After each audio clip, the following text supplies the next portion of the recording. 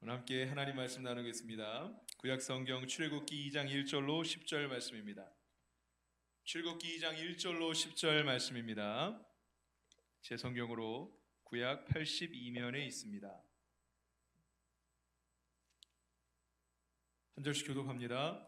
레위 가족 중 한 사람이 가서 레위 여자에게 장가들어 그 여자가 임신하여 아들을 낳으니 그가 잘생긴 것을 보고 석 달 동안 그를 숨겼으나 더 숨길 수 없게 되매 그를 위하여 갈대 상자를 가져다가 역청과 나무진을 칠하고 아기를 거기 담아 나일 강가 갈대 사이에 두고 그의 의가 어떻게 되는지를 알려고 멀리 섰더니 바로의 딸이 목욕하러 나일 강으로 내려오고 시녀들은 나일 강가를 거닐 때에 그가 갈대 사이에 상자를 보고 시녀를 보내어 가져다가 열고 그 아기를 보니 아기가 우는지라 그가 그를 불쌍히 여겨 이르되 이는 히브리 사람이 아기로다. 그의 누이가 바로의 딸에게 이르되 내가 가서 당신을 위하여 히브리 여인 중에서 유모를 불러다가 이 아기에게 젖을 먹이게 하리이까.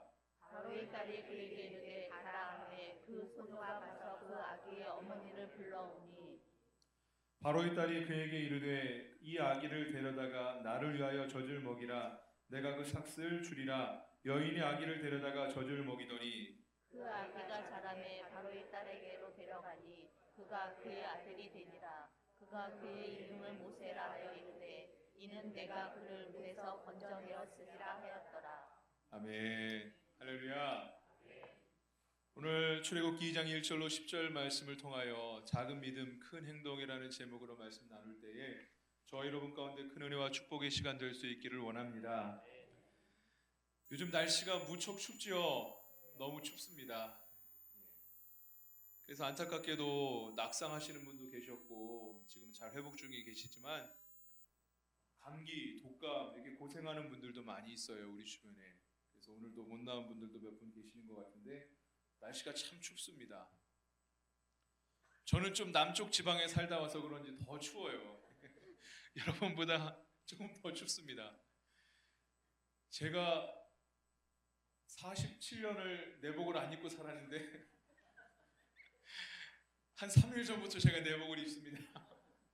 못 견디겠더라고요. 춥습니다. 여러분은 그런 거 안 입고도 잘 견디시죠? 1월 지나면 따뜻해지겠지. 2월 오면 따뜻해지겠지. 이런 기대를 갖고 살아가고 있습니다. 사람이 기대를 갖고 살죠. 꿈과 기대가 없는 사람이 없어요. 큰 것이든 멀리 있는 것이든 가까이 있는 것이든 사소한 것이든 우리는 꿈과 기대를 가지고 살아갑니다. 오늘 본문은 어떤 한 여인의 꿈과 기대를 보여주고 있는 말씀입니다. 하나님은 분명한 것이 우리에게 꿈을 주시는 분이시죠. 우리에게 꿈과 환상을 주시고요. 성령 안에서 꿈과 환상을 갖고 살아가게 하십니다. 하나님은 꿈을 주시는 분인데 우리에게 꿈이 없다면은 무언가 하나님을 향한 믿음의 기대가 없이 바라보는 것 없이 그저 하루하루 똑같이 산다면은요, 하나님은 분명 꿈을 주시고 비전을 주시는 분이신데 하나님과 우리의 관계가 무언가 문제가 있는 것입니다. 오늘 말씀을 함께 묵상하며 하나님께 주시는 꿈을 다시 한번 생각해 볼 수 있는 저와 여러분 될 수 있기를 원합니다. 오늘 본문 말씀을 잘 보려면은요, 바로 앞장인 출애굽기 1장 말씀을 보면은 본문의 역사, 본문의 배경을 잘 알 수 있습니다. 요셉과 그의 가족들이, 요셉이 총리 대신이었는데 요셉이 바로의 존중을 받던 사람이었는데 요셉과 그 가족이 죽은 후에 시간이 지나 요셉을 모르는 바로가 왕이 되고 새로운 파라오가 되고 이스라엘을 향한 박해가 시작되었습니다. 왜냐하면 이스라엘 백성들은 하나님의 축복으로 그 숫자가 빠르게 증대되고 있었거든요. 그 숫자가 늘어남에 따라서 애굽 사람들은 처음에는 호의적이었다가 물론 정치적인 이유도 있었습니다. 이스라엘 애굽 나라가 남북이 나눠져 있고 북쪽에서 북쪽에 있는 민족이 정권을 잡았을 때는 요셉이 총리였는데 남쪽에 있는 민족들이 정권을 잡을 때는 우리랑 상관없는 종족이었었어요. 유대인들이. 그런 차이도 있었고 또한 요셉을 모르는 왕이 되니까 이가 걱정의 눈으로 바라보고 있는데 유대인들이 숫자가 나날이 늘어가니까 전쟁이나 이런 일로 왕이 없을 때 유대인들이 반란을 일으키면 어떠나 하는 그런 걱정들이 있어서 유대인들을 탄압하기 시작합니다. 학대가 점점점 깊어지고 재료도 주지 않고 건물을 지으라고 하고 어려웠어요. 그럼에도 불구하고 하나님이 이스라엘 백성들을 축복하셔서 그럼에도 불구하고 이스라엘 백성들은 여전히 번성하였더라라고 말씀하고 있죠. 그런데 이제 바로가 펴낸 정책, 박해하는 그런 방법은 아들을 낳으면 죽게 한다라는 거였어요. 남아 살해의 정책을 시행하였습니다. 이 극도로 불안하고 극도로 암울한 시대 가운데 마므렛과 요게벳에게 한 아이가 태어났는데 그 아이에 관련된 이야기가 오늘 본문 말씀입니다. 우리나라도 아이가 영아 사망률이 높을 때는 아이의 이름을 쉽게 짓지 못했어요. 천하의 이름을 짓고 어떻게 하면 좀 더 오래 살을까 해서 천한 이름을 짓기도 하고 한참 지나고 몇 개월이 지나서 아이가 살 것 같으면 이름을 지어주기도 했고요. 출생신고도 그래서 심지어 몇 년씩 한 5, 6년씩 출생신고를 늦게 하는 그런 가정들도 있었습니다. 그런 성도님들 가끔 봐요. 그런 뵈면은 나이가 5, 6년 출생신고를 늦게 해서 정년퇴직을 늦게 하는 그런 혜택을 보기도 하셨다라는 이야기를 들었습니다. 오늘 본문을 보니까 오늘 본문의 마지막 10절에 비로소 아이의 이름을 모세라 한다라고 기록하고 있죠. 그 전까지는 대명사를 써서 그 아이라고 불렀는데 10절 비로소 10절에서 아이의 이름이 나옵니다. 우리나라 사람도 이름이 중요한데요. 이름을 지을 때 중요하게 신경 써서 짓는데 유대인들에게 있어서 이름의 의미는 우리보다 더합니다. 이들은 이름은 그 존재 자체를 의미하거든요. 그런데 이름은 그 자체를 의미하는데 아이가 태어나서 아름다워서 3개월 동안 죽이지 못하고 숨겼다가 나일 강물에 띄워보내는데 3개월 동안 가지고 있었음에도 불구하고 이름을 짓지 않았다는 것은 매우 특이한 경우입니다. 이런 일들을 통하여 이 시대가 얼마나 암울하고 암담한 시대인지 우리에게 더 잘 보여주는 어떤 그런 장치이기도 합니다. 근데 아이의 이름만 언급되지 않았던 게 아니라 오늘 본문 말씀을 자세히 보면은요, 어느 구절에도 하나님이 등장하지 않습니다. 하나님이 언급되어 있지 않습니다. 요게벳은요, 레위 지파였던 마므렛의 부인이었던 요게벳은 참혹한 시간, 내 아이를 죽일 수밖에 없는 그 참혹한 순간 가운데 심지어 하나님도 보이지 않고 하나님도 들리지 않는 그런 암담한 가운데 놓여 있었습니다. 오늘 10절 말씀 같이 한번 읽어볼까요? 본문 10절 말씀 읽겠습니다. 그 아기가 자라매 바로의 딸에게로 데려가니 그가 그의 아들이 되니라. 그가 그의 이름을 모세라 하여 이르되 이는 내가 그를 물에서 건져내었음이라 하였더라. 아멘. 바로의 딸이 공주가 아이의 이름을 지어줬는데 모세라 하라라고 하였어요. 모세는 물에서 건져내다라는 거죠. 그런데 이 문장 전체를 보면은 내가 저를 물에서 건져내었기 때문에 모세라 이름하라라고 하고 있거든요. 바로의 딸은 내가 하였다, 내가 저 아이를 물에서 건져내었다 하고 있어요. 하지만 말씀을 알고 있는 우리들은, 모세의 전체의 삶을 알고 있는 우리들은 모세를 바로의 딸이 건져낸 게 아니라 그 전에 섭리하시는 하나님, 그 전에 이미 하나님께서 섭리하시는 가운데 모세를 건져내셨다. 모세를 건져내는 것은 하나님의 섭리, 하나님의 손인 줄 믿습니다. 5절 6절 말씀을 같이 한번 읽어볼까요? 오늘 본문 5절 6절 말씀 읽겠습니다. 바로의 딸이 목욕하러 나일 강으로 내려오고 시녀들은 나일 강가를 거닐 때에 그가 갈 때 사이에 상자를 보고 시녀를 보내어 가져다가 열고 그 아기를 보니 아기가 우는지라. 그가 그를 불쌍히 여겨 이르되 이는 히브리 사람의 아이로다. 모든 과정은 하나님의 개입 아니면 도저히 설명할 도리가 없습니다. 공주인데, 여잔데 나일 강가에서 목욕을 하고 있어요. 목욕할 데가 없어서 나일 강가에서 목욕을 하고 있을까요? 물론 애굽 사람들에게 나일 강은 신성한 강이었어요. 어떤 종교의 대상이기도 하였습니다. 제가 네팔에 단기 선교를 6개월 정도 다녀왔는데 인도 사람, 네팔 사람들은 겐지스 강이 아주 성스러운 강이거든요. 거기서 목욕을 하고 정말 더러운 물이거든요. 그 물을 막 마시기도 하고요. 옆에는 빨래도 하고 있는데 물이 귀하니까 옆에는 비눗물이 막 붕붕 떠다니는데 그 물을 먹고 마시고 목욕도 하고 그래요. 그런데 그 강의 상류가 네팔에 있는데 그 강의 상류에 파슈파티 사원이라는 사원이 있는데 저희가 거기를 몇 번 갔었어요. 참 재미난 게요. 그 사원은 인도 사람도 그렇고 네팔 사람도 그렇고 힌두교인들은 겐지스 강이 성스러운 강이기 때문에 거기서 태어나고 거기서 목욕하고 거기서 예배하고 거기서 죽기를 원하거든요. 그래서 죽은 시체를 그 겐지스 강에서 태워서 떠내보내요. 제가 그 광경을 사원에서 봤는데 부유한 사람은 장작을 많이 사서 잘 태워서 곱게 가루로 뿌리지만 가난한 사람은 정말 장작이 한 4-5개밖에 없어요. 시체 아래에. 그리고 나중에 그냥 띄워보내면은 그냥 모습 형체가 그대로 있는 시신을 띄워보내거든요. 근데 그 물을 옆에서는 마시고 옆에서 목욕하고 있어요. 왜냐면은 성스러운 강이라고 생각하기 때문에 그래요. 신앙의 대상이기 때문에 그래요. 공주가 목욕탕이 없어서 나일강에서 목욕하는 게 아니라 공주는 애굽의 바로의 딸로서 성스러운 강으로 나일강을 어떤 신앙의 대상으로 또 나일강을 신성시하는 그런 의미가 있었기 때문에 거기서 목욕을 했던 거예요. 그런데 신기하게도 마침 공주가 목욕하던 그 타이밍에 하나님께서 모세를 물에 띄어보내게 하셨죠. 하나님의 섭리였어요. 그리고 또 하나 공주가 물에서 아이를 건져냈는데 복색을 보니까 분명히 히브리 사람이라고는 말씀이 있어요. 6절 말씀에 히브리 사람이 아이로다. 히브리 사람이 아니면 누가 아이를 그렇게 띄어보냈겠어요. 그리고 옷 입은 게 히브리 사람이 분명해요. 누구보다도 법령의 준엄함을 알고 다 죽이도록 한 바로의 법이 있음에 지엄한 법령이 있음을 누구보다도 잘 알았던 이 공주가 위험을 무릅쓰고 법을 어겨가면서까지 이 아이를 불쌍히 여기는 그 마음을 갖게 된 것은 기적과도 같은 일이었어요. 하나님께서 그 마음을 만지셨죠. 그리고 성경 어디에도 그 공주가 특별히 정신적인 문제가 있거나 이런 사람이라는 언급이 없는데 뻔한 거거든요. 아이가 갈대 상자에 들어있었어요. 그리고 웬 여자아이가 관심을 보이고 말이죠. 유모를 구해준다고 하고 조금만 생각하면 뻔한 일인데도 불구하고 공주가 그것을 눈치채지 못하잖아요. 그래서 그러냐 유모를 구해달라 해서 친모인 요게벳을 유모로 삼아서 어린 시절 그 생가에서 자랄 수 있게 하였어요.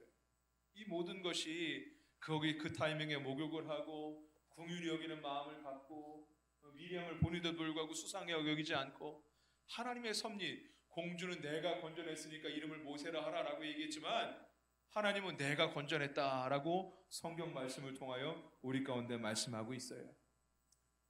여러분 우리의 인생은 어떻습니까?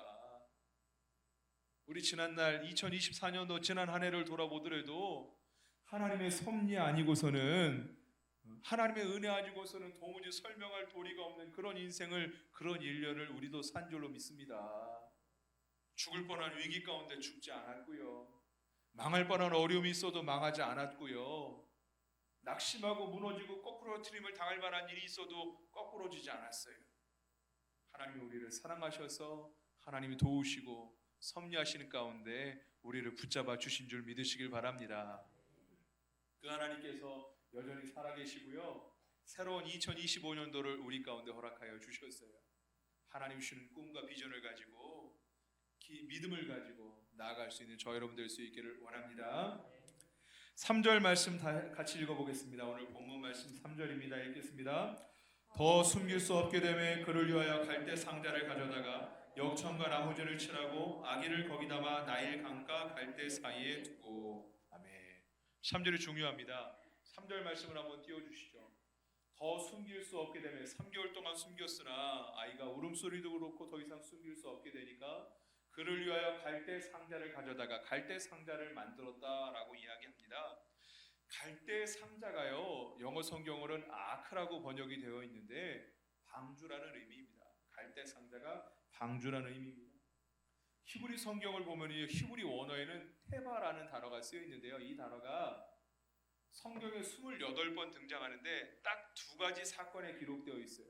하나는 오늘 본문 말씀 요게벳이 믿음으로 아이 모세를 갈대 상자에 넣어서 띄워보냈다. 이 갈대 상자가 테바라고 기록되어 있고요. 또 하나는 창세기 말씀 가운데 노아가 믿음으로 방주를 만들었을 때 그 방주에 테바라는 단어가 쓰여 있어요. 똑같은 단어입니다. 똑같은 단어를 다르게 갈대 상자, 방주 다르게 번역했지만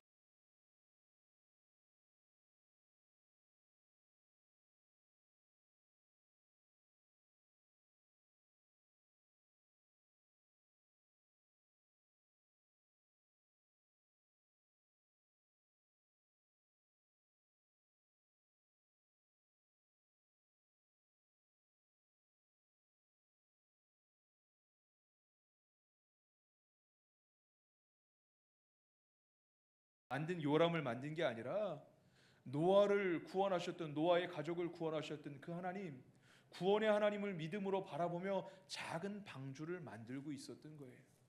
가져다가 역청을 칠하죠. 한번 창세기 6장 말씀 한 구절 찾아보겠습니다. 창세기 6장 14절로 15절 말씀입니다. 화면을 준비했으니까요, 한번 읽어보겠습니다. 같이 읽어보겠습니다. 너는 고페르 나무를 너를 위하여 방주를 만들되 그 안에 칸들을 만고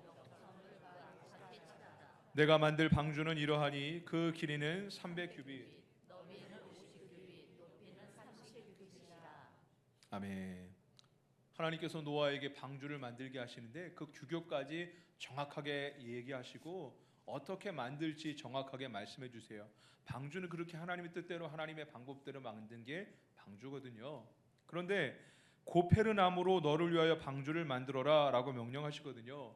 개역 성경에는 잣나무라고 번역되었어요. 왜냐하면은 고페르 나무가 뭔지 도무지 알 도리가 없었기 때문에 나라에 따라서 언어에 따라서 잣나무나 전나무나 소나무나 삼나무 이런 단어들로 번역하였어요. 근데 최근에 이르러서 성경학자들이, 성서학자들이 이 나무가 뭔지를 규명했어요. 무엇이냐? 고페르 나무, 히브리어로 코페르라는 단어가 있는데 그것은 뭐냐? 역청이라는 단어예요. 고페르가 특별한 나무의 품종이 아니라 방주를 쓸만한 나무로 방주를 만들고, 물론 하나님이 지명한 특별한 나무가 있었을 거예요. 여기서는 노아에게는 특별한 나무로 방주를 만들고 거기다 역청을 칠하면, 코페르를 칠하면 그것이 바로 고페르 나무인 거예요. 역청을 칠한 나무가 고페르 나무인 거죠. 다시 오늘 본문 말씀 돌아와서 3절 말씀, 2장 3절 말씀에 더 숨길 게 없게 되매 그를 위하여 갈대 상자를 가져다가 역청과 나무 진을 칠하고, 두 가지 행동이 구분되어 있는데 갈대로 상자, 방주, 테바를 만들었어요. 그리고 나서 역청, 코페르를 칠했어요. 두 가지 행동을 나누어서 기록하고 있지만 두 가지 다 단어가 방주를 만들었을 때 쓰인 단어가 정확하게 기록되어 있어요. 요게벳은 믿음으로 어쩔 수 없이 고난과 핍박 가운데 어쩔 수 없이 암울한 시대 가운데 아이를 띄어보낼 수밖에 없지만 작은 방주를 만들고 그 믿음으로 하나님께 맡겼던 믿음의 행동들을 오늘 성경은 기록하고 있습니다. 물론 이 당시 갈대는요, 지금하고는 달라요. 파피루스라는 이 갈대는 우리나라에 있는 갈대보다 훨씬 크고 질기거든요. 한번 사진 한번 보여주실까요? 이게 파피루스로 만든 배입니다. 요즘도 파피루스로 작은 배를 만들어서 어부가 사용하기도 하고, 이건 남미 사진인데요. 페루에서 파피루스로 배를 만들어서 관광 상품으로 활용하기도 해요. 이렇게 큰 배를 만들어도 무너지거나 깨지지 않아요. 그만큼 질기죠. 사진 하나 더 보여주실까요? 네, 이렇게 뒤집어서 만들고 작업을 해요. 물론 모세를 태웠던 이 갈대 상자는 그거보다 훨씬 작겠죠.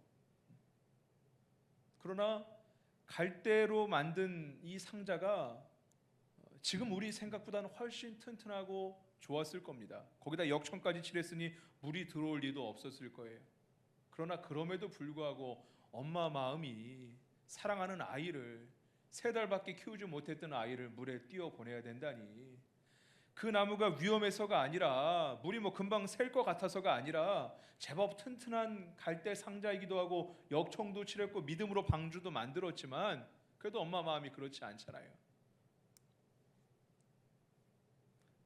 엄마 마음이 얼마나 안타까운 마음, 얼마나 두렵고 떨리고 무서운 마음이었겠어요.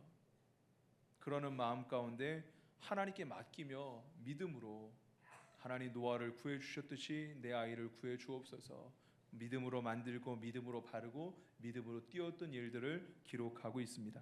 물론 갈대 상자는 규모로 보면은요, 방주랑 비교하기 부끄러운 그런 정도 엄청난 차이가 있죠.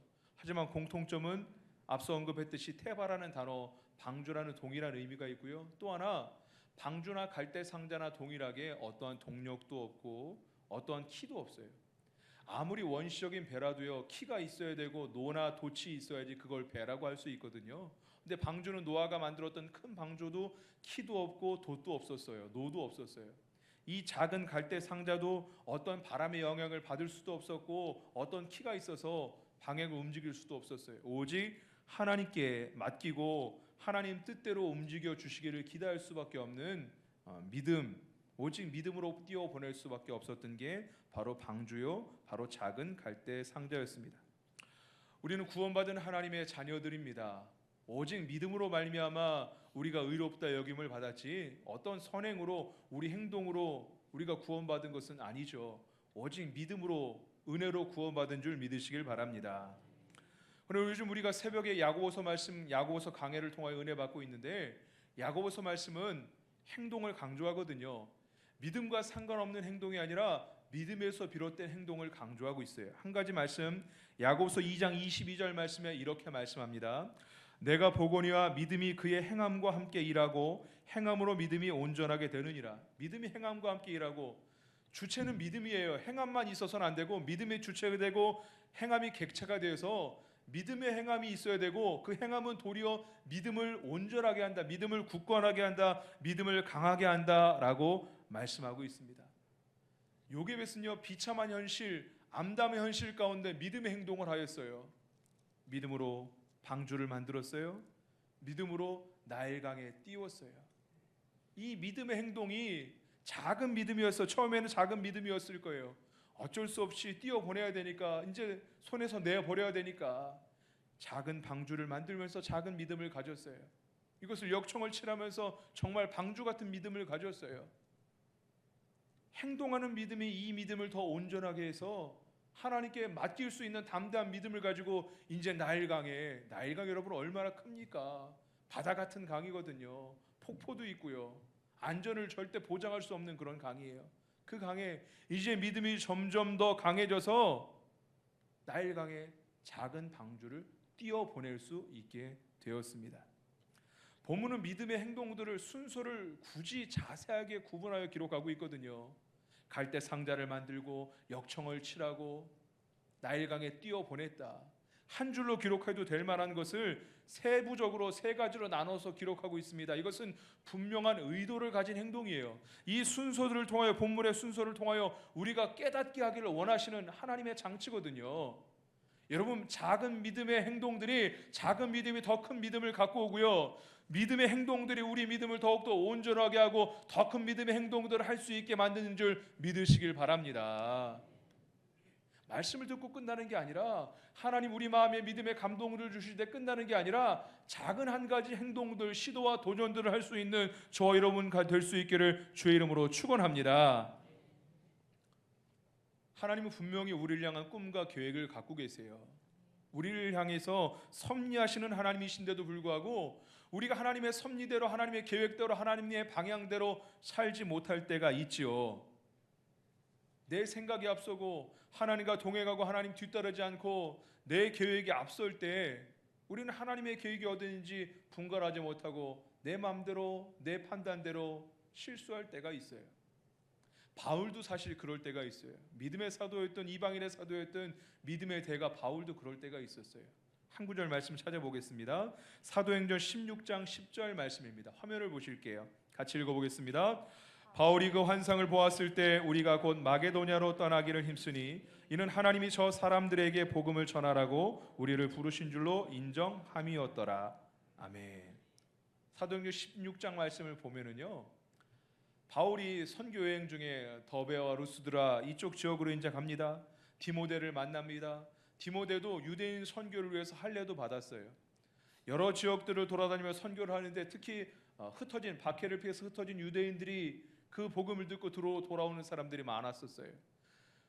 선교가 잘 되니까 하나님께서 성령을 통하여서 바울을 이끄시는데, 바울은 유럽이 아니라 아시아 쪽으로 자꾸 가고 싶었어요. 지금 가는 곳곳마다 선교의 일정들이 잘 이루어지니까 자기 계획한 대로 가고자 했어요. 2번이나 성령을 통하여 말씀하시는데도 불구하고 사도 바울은 순종하지 못했어요. 그때 마게도냐 환상을 통하여 하나님께서 환상을 보여주시고 사도 바울이 이끄시는데, 사도 바울이 깨닫게 되고 방향을 돌려서 유럽으로 마게도냐로 가게 되었다라는 것이 16장에 기록된 이야기입니다. 그런데 거기서 복음을 전하라고 우리를 부르신 줄로 인정하다라는 단어가요, 뜻을 맞추다, 뜻을 모으다, 결합하다라는 그런 의미인데 그 안에는 이런 뜻이 숨어져 있어요. 격렬한 언쟁과 논쟁 가운데 그 안에서 뜻을 맞추게 되다 설득을 당하게 되다라는 그런 의미가 이 안에 들어있는 거거든요. 사도 바울은 기도하는 사람이었죠. 성령과 논쟁하는 가운데 뜻을 맞췄다, 설득당했다, 인정하게 됐다라는 건데 아마 기도하는 가운데 하나님께서 환상을 주시는 가운데 사도 바울을 지속적으로 설득하셨던 것 같아요. 여러분, 이 시대는 속도가 중요한 시대입니다. 속도가 중요해요. 그런데 신앙적으로는요, 속도보다 방향이 더 중요한 줄로 믿습니다. 방향이 맞을 때 하나님이 역사하세요. 그런데 때로는 방향을 잊어버릴 때도 있어요. 우리가 사도 바울과 같은 믿음의 대가도 방향을 잊어버렸는데, 그런데 더 중요한 건, 방향보다 더 중요한 것은요, 우리가 하나님 가까이 있느냐라는 거예요. 주님 안에 있느냐라는 거예요. 올 2025년 표어가 하나님을 가까이 하라, 그리하면 너희를 가까이 하시리라 라는 말씀이에요. 사도 바울은 방향을 잃었으나 하나님께서 성령을 통하여 강권적으로 설득하시고 논쟁하시고 기도하는 가운데 이끌으셔서 결국 하나님이 원하시는 방향으로 돌려놓으신 줄 믿으시길 바랍니다. 속도보다 방향이 중요하고요, 하나님이 원하시는 방향에 서는 게 중요하고요, 설령 방향이 실수가 있더라도 어긋나 있더라도 우리가 주님 안에 있을 때, 하나님 가까이 있을 때 그 방향도 하나님은 강권적으로 인도하시는 은혜를 베풀어 주시는 줄로 믿습니다. 하나님께서 사도 바울을 설득하신 다음에요, 사도 바울이 방향을 바꾸신 다음에 유럽으로 마케도냐로 돌리셨어요. 바울이 드로아를 떠나 네아폴리라는 지역으로 가는데 2일 걸렸다라고 나와요. 근데 사실 사도행전 16장에는 2일 걸렸다 나오는데 사도행전 20장 말씀에 보면은요 5일이 넘는 거리예요. 사실 2일에 도저히 갈 수 없는 거리거든요. 하나님이 굉장히 급하셨어요. 그 방향이 하나님이 원하시는 방향에 맞춰지니까 이거는 하나님이 하신 일이거든요. 5일 거리를 어떻게 2일 거리를 가겠어요? 지금 같은 교통수단이 있는 시대도 아닌데 하나님이 얼마나 급하셨든지 방향에 맞춰지니까 하나님의 능력으로 땡겨주셨어요. 그래서 사도 바울이 그곳에서 하나님이 원하시는 곳에서 놀라운 선교의 일을 감당하게 되었습니다. 오늘 말씀을 정리할까 합니다. 요게벳은 갈대 상대로 방주를 만들어서 나일강에 띄웠습니다. 하나님이 원하시는 방향으로 결정지었죠. 순종했습니다. 행동했습니다. 그리고 이 모세를 태웠던 작은 방주도 하나님이 원하시는 방향으로 흘러가서 바로의 딸 공주 앞까지 이르러서 모세가 건진받은 것뿐만 아니라 모세를 통하여 이스라엘 백성 전체가 구원되는 구원의 역사를 이루게 되었습니다. 혹시 나는 요게벳처럼 하나님의 방향을 잘 향하고 있나 걱정되시는 분이 있습니까? 방향이 중요한데 혹시 내가 타고 있는 이 인생, 나의 인생은 모세를 태운 배처럼 방주처럼 제대로 가고 있나 걱정스러운 분이 계십니까? 우리 하나님은요 바울과 같은 경우처럼 설령 방향이 맞지 않다 하더라도 우리가 주님 안에 있기만 하면, 하나님 가까이 있기만 하면은 우리의 방향을 하나님의 방향으로 인도해 주시는 하나님이 준 줄 믿으시길 바랍니다. 아들을 죽일 수밖에 없는, 아들을 죽일 수밖에 없는 이 참담한 현실 가운데 요게벳이 작은 믿음의 행동을 하죠. 갈대로 방주를 만들고 갈대 방주에 역청을 칠하여 더 든든한 방주를 만들고 믿음으로 나일강에 띄웠습니다. 하나같이 믿음의 행동이었고요, 하나같이 작은 믿음이었지만, 보잘것없는 믿음이었지만 믿음은 행함이 있는 믿음이었어요.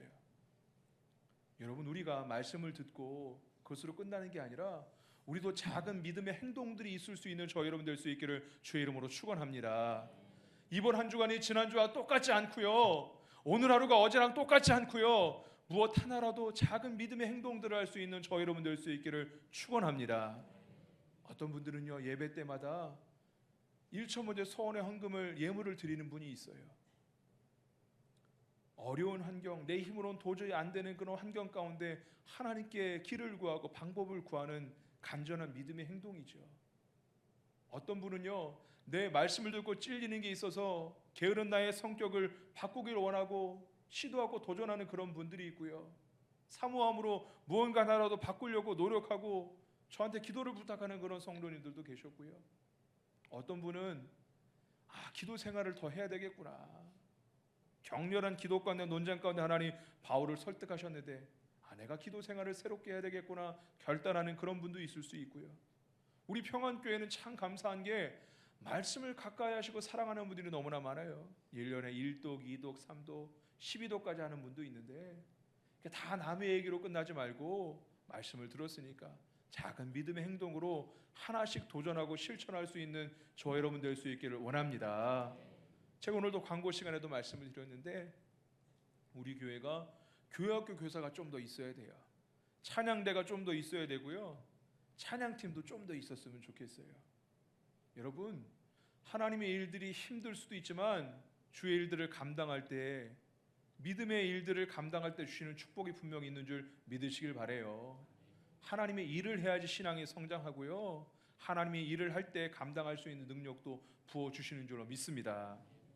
분명히 요게벳은 작은 행동이었어요. 작은 방주를 만들었지요. 작은 방주에 역청을 칠했죠. 그러다 보니까 언젠가 믿음이 점점 더 굳건해져서 결국 하나님께 다 맡기고 뛰어보낼 수 있었어요. 믿음의 행동, 작은 행동들이 온전한 믿음을 가져왔고 결국 하나님의 큰 행동을 이끌어내었어요. 하나님께서 그 믿음의 행동을 한 요게벳을, 그 행동, 그 믿음을 외면하지 않으시고 모세를 하나님의 뜻대로 하나님의 방향대로 인도해내셨고 결국 민족의 구원자로 하나님의 뜻대로 세워주신 줄 믿으시길 바랍니다. 혹시 지금 요게벳처럼 감당키 어려운 현실 가운데 있는 분이 있습니까? 암울한 현실 가운데 있는 분이 계십니까? 우리도 요게벳이 그랬던 것처럼 포기하지 않고 내가 만들 수 있는 작은 방주를 만드는 믿음의 행함, 작은 것 하나라도 남들이 하찮게 여길지 모르는 작은 것 하나라도 내가 시도하고 도전하고 믿음의 행동을 통하여 하나님의 큰 행동을 이끌어낼 수 있는 저와 여러분 될 수 있기를 주의 이름으로 축원합니다. 우리 시간 결단하기를 원합니다. 오늘 말씀을 적용하겠습니다. 오늘 말씀을 들을 때 은혜 받았던 성경 구절들, 내 마음에 깊이 있게 들어왔던 단어들이 있으면은 한번 기록해 보세요. 여러분 핸드폰에 기록하셔도 좋고 주보나 메모지에 메모하셔도 좋아요. 여러분 말씀을 되새기고 말씀대로 살려면은요, 그 말씀을 자꾸 되새기려면은 내가 말씀을 기억해야 돼요. 말씀을 듣고 적용하고 결단하기 원합니다. 믿음의 행동이 우리의 믿음을 더욱더 온전하게 하죠. 하나님 믿음의 작은 행동을 할 수 있도록 주님 도와주시옵소서. 요게벳이 작은 행동들이 점점 더 큰 믿음을 갖고 큰 행동을 하게 하고 결국 하나님의 엄청난 일들을 경험할 수 있는 하나님의 행동들을 이끌어냈던 것처럼 가만히 있지 않게 하시고 이번 한 주간 동안에 믿음의 작은 시도가 도전이 행동이 있게 하여 주옵소서. 기도의 시간을 갖게 하여 주옵시고 말씀의 시간을 갖게 하여 주옵시고 주님의 몸된 교회를 위하여 헌신한 일들을 감당하고 도전하게 하여 주옵시고 영적인 도전이 있게 하여 주시옵소서. 속도가 더뎌도 상관없습니다. 방향이 맞으면 돼요. 하나님이 원하시는 방향으로 가면 돼요. 그러나 때로는 방향이 맞지 않아도 하나님 안에 있으면, 주님 가까이 있으면은 하나님은 그 방향조차도 맞춰주시는 하나님이세요. 이 시간 결단하면서 함께 찬양하며 우리에게 은혜 주시기 원하시는 분, 하나님의 섭리대로 이끌기 원하시는 그 하나님을 바라보며 찬양합니다. 비 준비하시니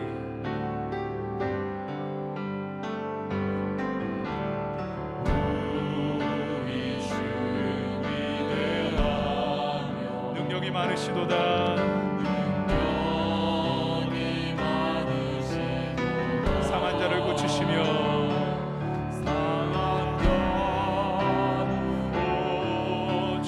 상처를 싸매시도다.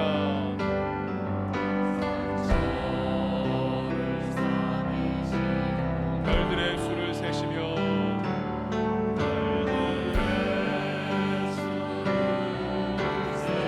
이름을 붙이셨도다.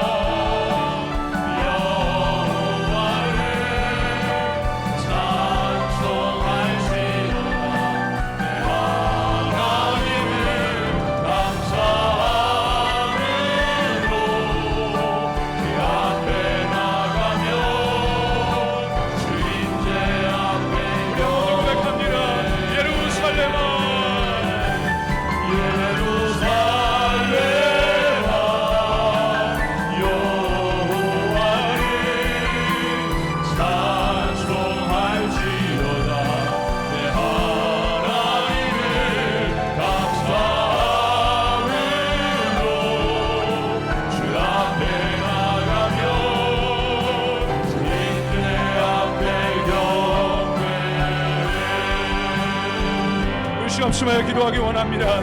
하나님, 문제가 아니라 환경이 아니라 눈을 들어 우리에게 꿈을 주시는 하나님, 우리와 동행하시는 하나님을 바라보게 하여 주시옵소서.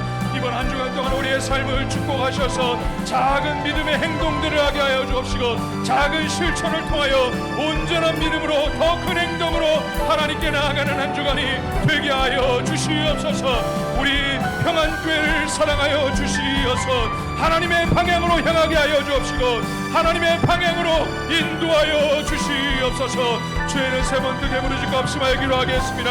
주여, 주여, 주여. 우리 하나님은 우리에게 꿈과 비전을 주시는 분이며 우리를 향한 꿈과 계획과 섭리하시는 가운데 우리를 인도하시는 하나님인 줄 믿습니다. 하나님 분명 우리에게 꿈과 계획을 주시며 우리를 향해 섭리하시고 역사하시는 하나님이시되, 하나님의 섭리가 느껴지지 않고 하나님의 꿈과 계획이 바라보이지 않는 하나님 그런 사람들이 있습니까? 하나님과의 관계가 회복되게 하여 주옵소서. 하나님의 방향으로 나아가게 하여 주옵시고, 어디가 있으라도 성벽이 늦을지라도 하나님의 방향으로 나아가게 하여 주옵소서. 하나님의 방향으로 나아갈 때에 하나님 붙잡아 주시고 하나님 역사하여 주실 줄로 믿습니다. 우리가 2025년도에는 어디가 있지라도 하나님의 방향으로 방향이 맞춰지게 하여 주옵시고, 온전한 방향으로 갈 수 있는 우리의 가정과 우리의 교회가 되게 하여 주옵소서. 하나님의 선하신 목적과 하나님의 선하신 계획과 섭리한 가운데 하나님의 방향으로 나아갈 수 있게 하여 주시옵소서. 하나님이여, 하나님이여, 우리가 하나님의 말씀을 들었으니 하나님의 방향을 향해 나아갈 때에 믿음의 행동들이 있게 하여 주옵시고, 작은 믿음과 작은 행동들을 우리가 실천하게 하여 주옵소서. 믿음으로 행동하고 믿음으로 말하게 하여 주옵시고, 작은 행동들이 우리의 믿음으로 온전하게 하며 더 큰 믿음으로 하나님께 나아갈 때에 하나님의 큰 행동을 이끌어낼 수 있는 믿음의 사람들, 작게 행동하고 도전하는 사람들 되게 하여 주옵소서. 이번 한 주간 동안에도 믿음의 결단을 가지고 기도하게 하여 주옵시고, 기도 생활, 헌금 생활 새로워지게 하여 주옵시고, 말씀 생활이 새로워지게 하여 주옵시고, 결단했으니 그 결단대로 주의 힘을 감당하게 하여 주옵시고, 믿음의 행동이 있게 하여 주옵소서. 믿음의 행동으로 시도하고 도전하고 실천하고 우리 게으른 습관들을 부지런하고 바꾸게 하여 주옵시고, 약했던 모습들을 영적인 모습으로 바꾸게 하여 주옵시고, 작은 것 한 가지 믿음의 도전, 믿음의 시도, 믿음의 행동들이 있게 하여 주시어서 하나님 믿음의 작은 행동들이 큰 믿음의 행동들을 낳고 하나님의 큰 행동들을 이끌어낼 수 있도록 역사하여 주시옵소서. 하나님은 사도 바울이 방향이 맞지 않았을 때 그 방향을 강권적으로 인도하시기도 했습니다. 하나님이여, 우리 평안교회가, 우리의 부서가, 우리의 조직이 하나님의 방향으로 나아가기 원합니다. 하나님의 방향으로 나아가기 원합니다. 기도하는 가운데 격렬한 논쟁으로, 격렬한 만지심으로 하나님을 인정하게 하여 주옵시고, 하나님의 방향을 인정하게 하여 주옵시고, 우리의 삶이, 우리의 방향이 하나님의 방향으로 나아갈 수 있도록, 하나님이 원하시는 도전이 있을 수 있도록 우리를 축복하여 주시옵소서. 오늘도 주 앞에 나올 때에 우리가 상한 심령을 가지고 나왔습니까? 하나님, 여기 외쳐라 암담한 한을 가지고 나왔습니까? 하나님, 믿음의 행동이 있게 하여 주옵시고, 믿음의 주 온전하게 신 예수를 바라보게 하여 주옵소서.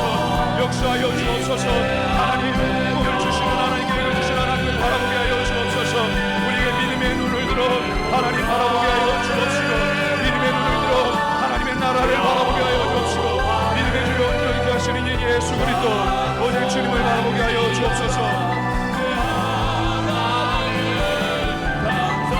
하나님이여, 하나님의 붙잡아 도와주옵시고, 성령의 기름을 부어 주시옵소서. 역사하여 주시옵소서. 예루살렘아,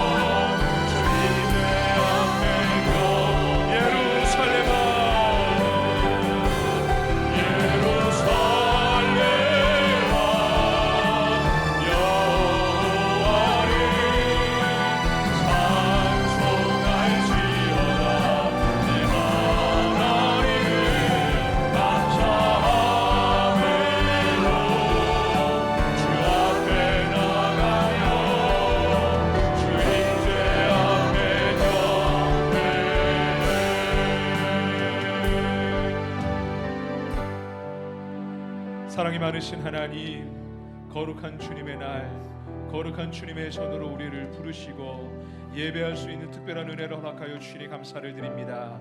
하나님, 혹시 우리의 삶의 현장이 하나님 요괴배처럼 암담하고 암울하고 고통 가운데 아무런 꿈과 계획도, 하나님의 섭리도, 하나님의 계획도, 하나님의 방향도 바라볼 수 없는 답답한 가운데 나와 눈물을 흘리고 있는 사람들이 있습니까?